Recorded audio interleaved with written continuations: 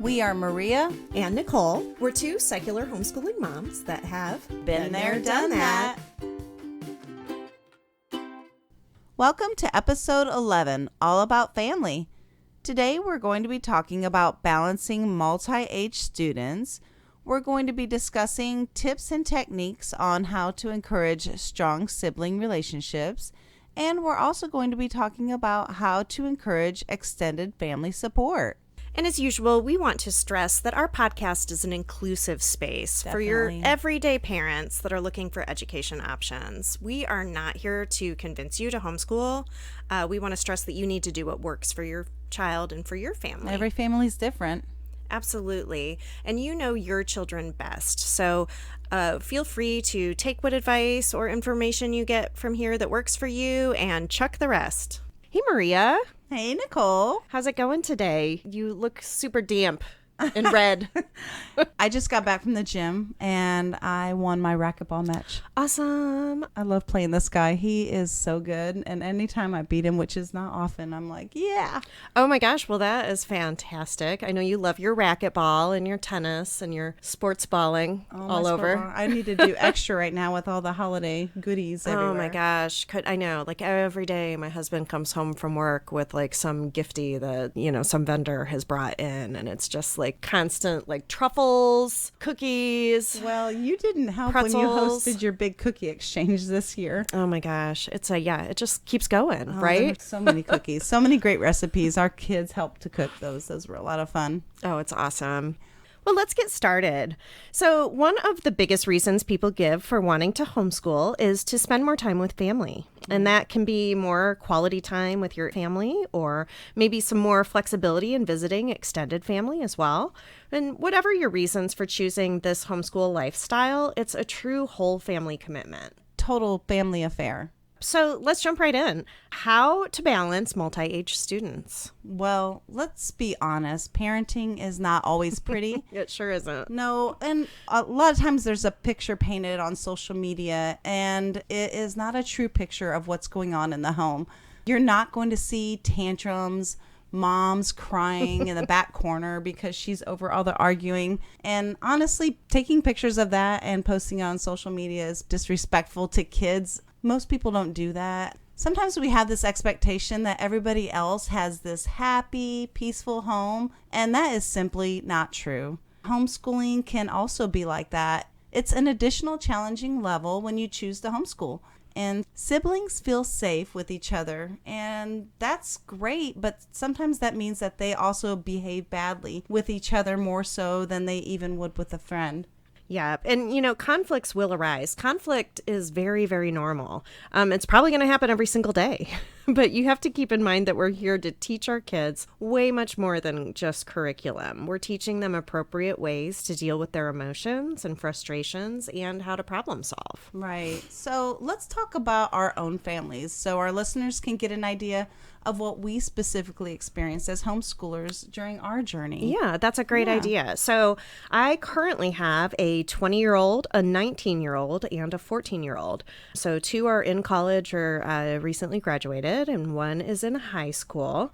And that seems all easygoing now. But a lot of our early homeschooling journey was all about just balancing the needs of younger kids that still needed a lot of one-on-one help. I obviously had 3 under 5 at a time and 2 very close together.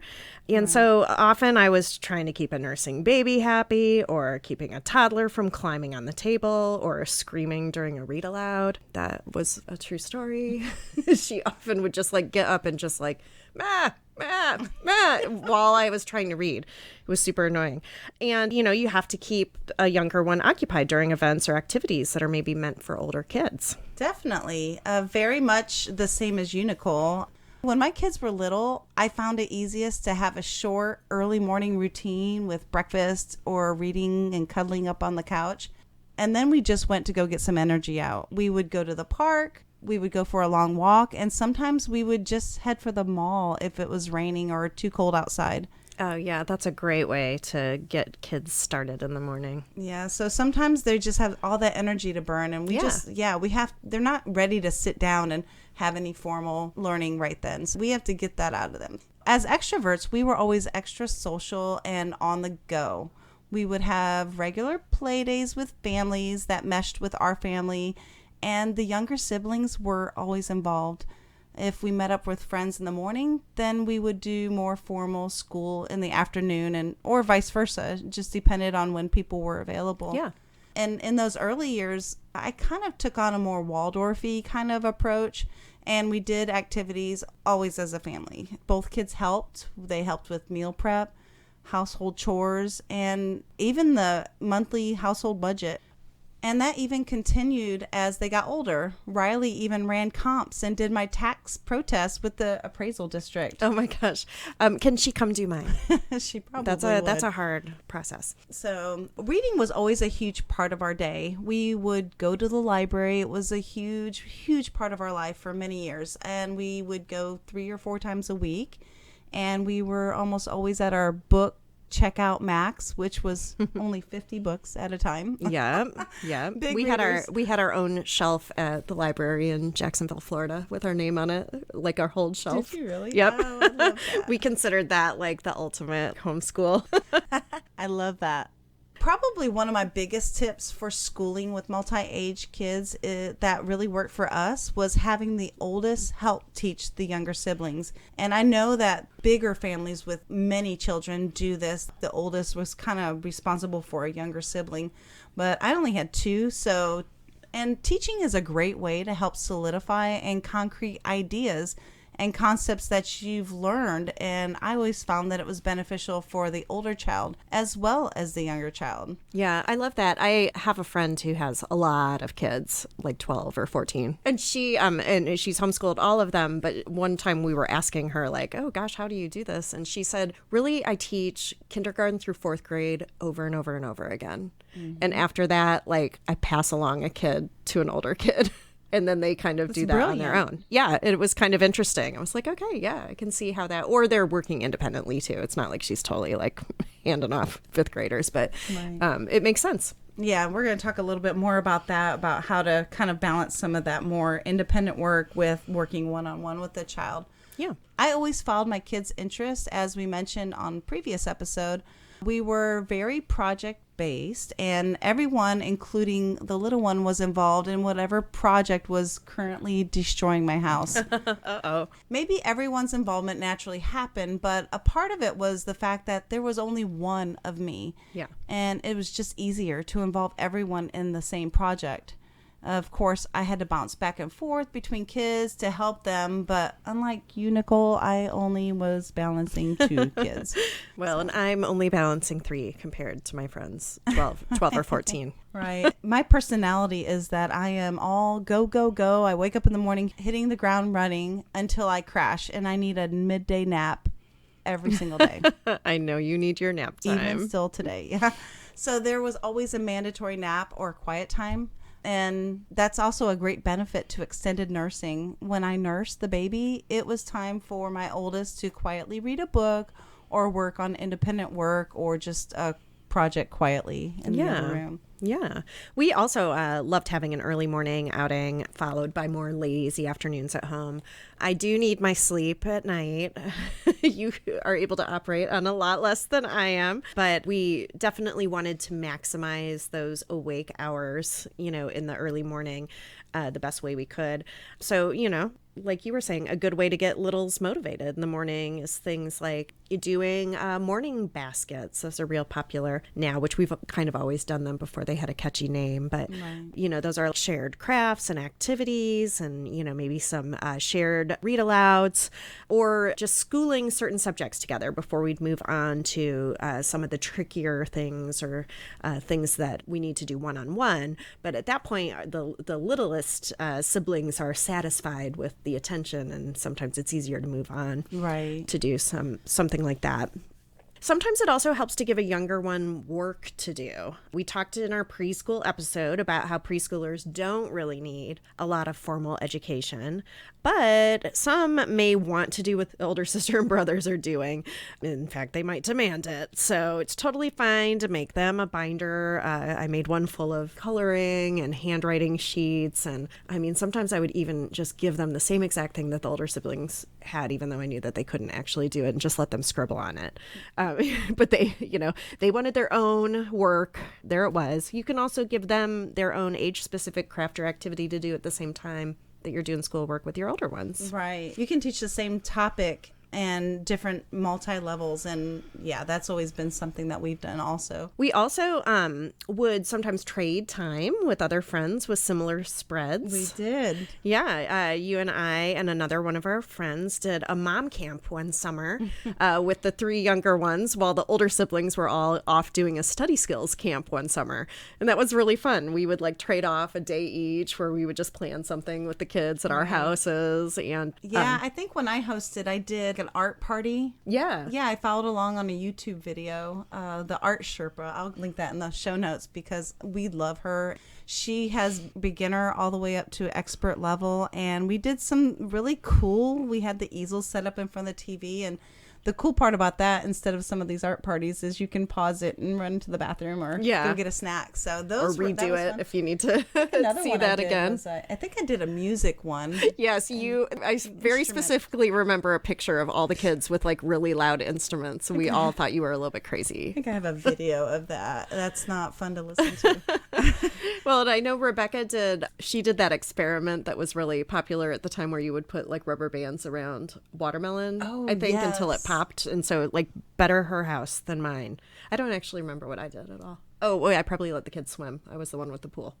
I think maybe you made a snack or I'm sure we did. I'm sure we did something and then got in the pool. Yeah. Oh, I think we did a video. I do remember the kids in costumes doing some kind of weird Harry Potter. Who knows? But those were nice, fun breaks for us. Yeah. Sometimes... And the moms got some me time too because we traded off. So it was a really nice week. Right. But we did we've talked about our American Girl Adventure Boy Club that we created at one time. And that was also just because all the girls were in one group and we needed a place or activity for all the boys. We've also done lots of field trips and activities where maybe there's an age limit. So we send the older ones off with somebody. Sarah and I were just talking about that the other day, that visiting the Federal Reserve, we were across the street and both of us were like, I don't remember that field trip at all. And then we remembered that we were the ones that had the little kids that day. So we didn't actually go on it. So I need to schedule that one and actually go. I was talking to Cameron about that the other day. They're at the age now where they can all really enjoy it. And because he was probably too young to go on that one too, right? So he had gone later on. I think I went with another group, but just being in the same room with all that money. There's only 2 places in the entire U.S. where they print money. Yeah, it's neat. Okay, so we tried searching out inclusive family groups or activities. That was always important to us. We almost always did multi-age events and groups, park days, hiking groups, and clubs. Everyone was always included. It just made it easier for me to try it just to makes separate sense. them. Yeah, so most of our friends were in the same boat. None of us had time to attend a 2, 3, or 4 single kid activities several times a week. And we had a lot of overlap in friend groups too. Yeah, my older 2 are, just a year apart, but they're a boy and a girl. And then my younger 2 are both girls. So there was a ton of friend overlap. Some of the, of course, when they're younger, they kind of want to play in their separate groups. But obviously they had some similar ages or some similar gender or whatever. Right. Groups that they wanted to kind of play with. I also had to kind of set some boundaries with groups too. For a while, we had to say no to participating with a group and my older kids very much wanted to be a part of this group, but there was an age minimum and the little sister hadn't met yet. And it just honestly was not worth the drama to send them when she also really wanted to go. So we just kind of had to wait a year and not participate with the group until everyone was old enough. And yeah, some groups are really strict about that age divide. So yeah. And I mean, and I understood it was a group that needed a certain level, and she wasn't being bratty about it. We had just spent so much time in multi-age groups that these were all her friends going too. So she just happened to be the youngest in that bunch. So sometimes that's something that you have to do. Right. So just a reminder that this is a weekly episode. We drop one every Thursday morning just for you. And if you have any additional ideas or comments, like come to our Facebook page and you can comment on the episode thread or send us an email at info@btdthomeschool.com. We'd love to hear from you. And our last episode of the year is going to be a Q&A. And we'd love to get some of your questions so that we can answer them on that episode. So send them in. So how do you encourage strong sibling relationships? Well, sibling relationships are key to a strong family unit, and if you foster a great bond early, this will benefit them for the rest of their lives. Siblings influence one another on development, friendship, support, personality, identity, and emotion regulation. Absolutely. And this is something that was very important to me and truthfully a big part of why we decided to homeschool in the first place. I had mentioned previously in another episode that with the spread of my kids from my two oldest to my youngest, had they gone to traditional school, they would have missed out on a lot of their little sister's firsts and just growing up in general. And they really relished being part of her young life, and she truly was everybody's baby. Aww. And it's important to add that sibling conflict is totally normal. Right. We said that earlier. You know, most behaviors that children are going to exhibit, they serve a function. And understanding that is going to help you effectively honor the child's mission and correct the behavior. Sometimes a scuffle over a toy or like an older child picking on a younger one is really not about the toy or the relationship. It's trying to elicit a response and attention from mom. Very true. There will definitely be issues, and those moments can be frustrating. But if we just shift our thinking, we can see them as opportunities to teach conflict resolution. So some ways that we can foster healthy sibling bonds are doing things like avoiding competition and rivalry. We want our kids to cheer each other on, and we want to promote the idea of a sibling team or a family team. Go team. Yes, I can't tell you how many times I've seen parents encourage competition.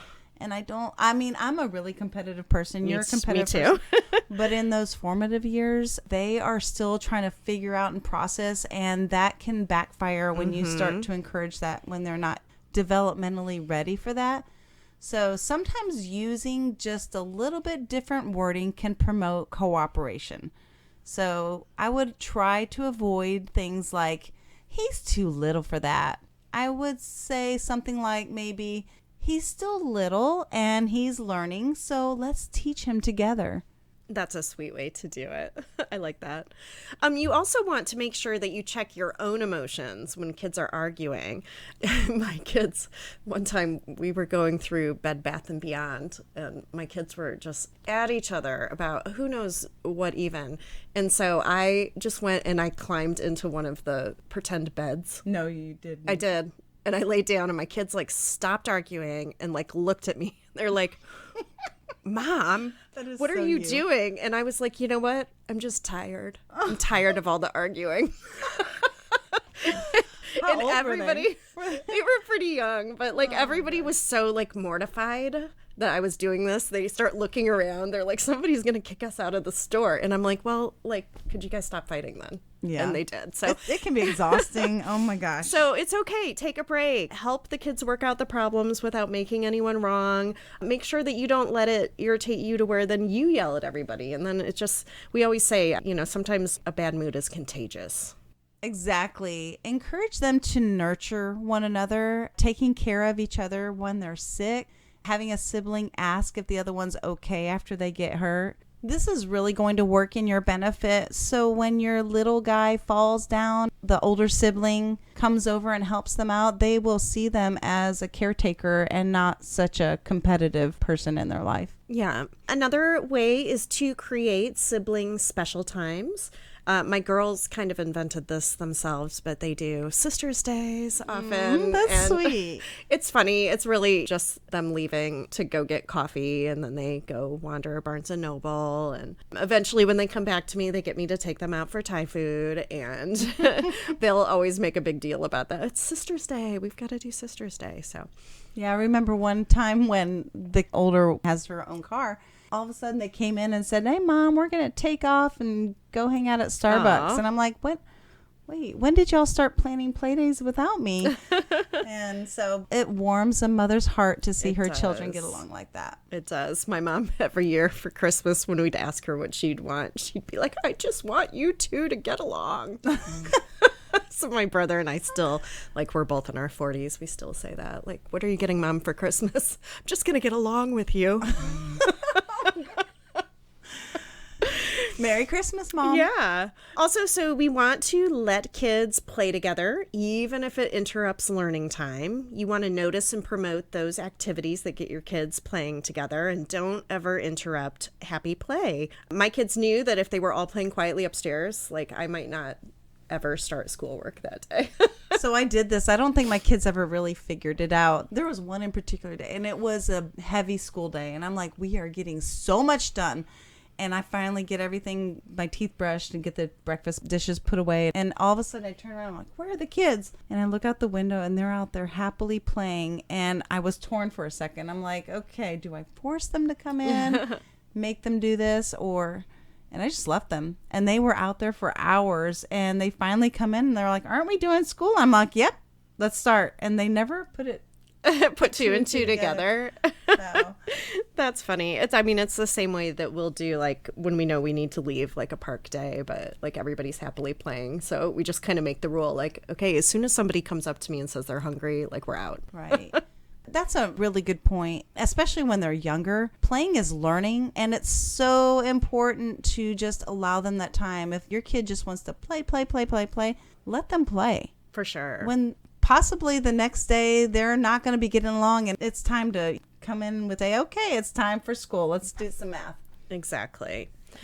We also want to promote family activities that put kids in charge. This is important in my house. I feel like though this might be that Instagram thing again, I feel like your kids, you will plan stuff and they will do it. I feel like my kids, if I suggest it, they're like, that's kind of dumb. So, well, I kind of learned something that works with my kids, and maybe it'll work with yours. Yeah. I don't know, maybe not now, but I mean, the listeners, if they have a younger child.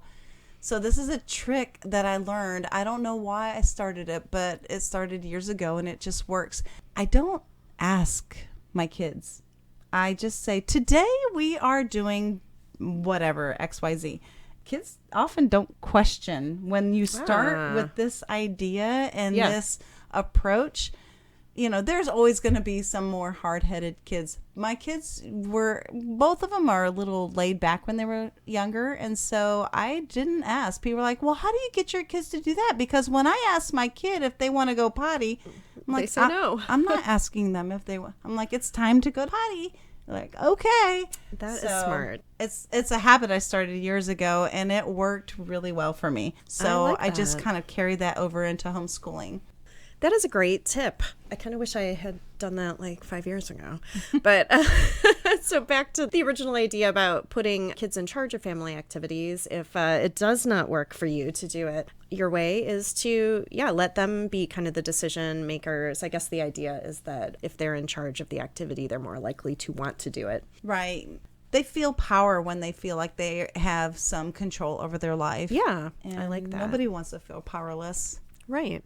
One of the next things is to have a great nighttime routine. No one can argue that well-rested people make for a happy household, and that's especially true for kids. Right. Having a great bedtime routine that just encourages healthy sleep habits is just one part of the equation. You want to have time to kind of wind down, read together, have them say goodnight to each other, or talk about your day or plans for tomorrow. My older two shared a bed for years, and that's what we would do is I would lay in the middle and read books every night. It was just a very, very sweet, one of my favorite times of the day. Yeah, well, we're talking about creating an environment where you don't really have that really strong competitive nature with your kids. Make sure that the other one says goodnight to one. I mean, that's kind of part of that routine that's so important.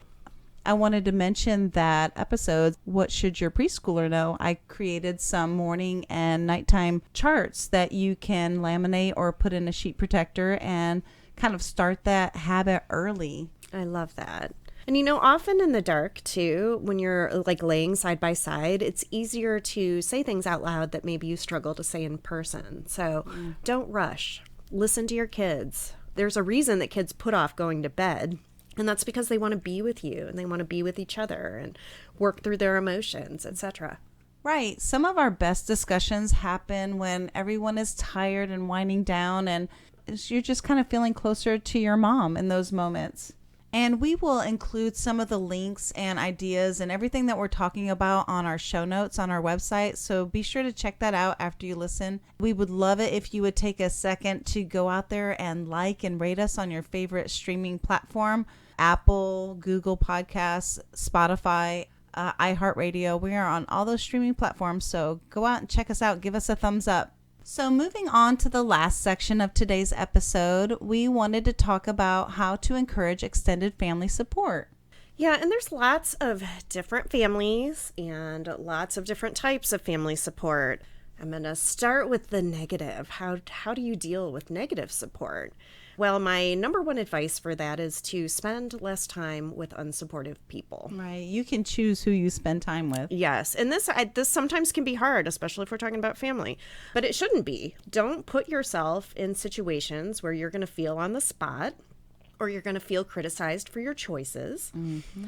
And if you have a hard time saying no to that for yourself, think about whether it's fair to put your kids in that situation. If that's not something that you would want them in, then why is it okay for you? Right. Like you want to model the behavior that you would want them to exhibit later. And it's important to have strong boundaries. Your choices are not up for discussion. So, yep. Stop the info train. When you invite people into a conversation and they don't agree with you, sometimes they think they actually get a vote, and they don't. They do not. Mm-mm. No, you're the parent. These are your choices. Right. Respect is earned and not expected. So don't be afraid to walk away from relationships that are not a benefit to you and your family. Exactly. Now, moving on to happier moments, like how do we encourage positive support? That's a lot better. And people don't need to understand your choices to support you. Right. I'm sure everybody thought we were like big weirdos when we said we were going to homeschool. or maybe not. I have talked about how that was like just eventually and the weird things I was already doing. Like people were like, of course she's going to homeschool. Right. But when we did decide to do this, eventually everybody did grow to accept it. Right. The proof is in the pudding. So wait until grandparents and aunts, uncles, cousins meet your friends and see your kids grow up to be well-adjusted, normal people. Yeah, I would share a yearly recap of all the events and trips and classes and stuff that my kids did with our plan for the following year.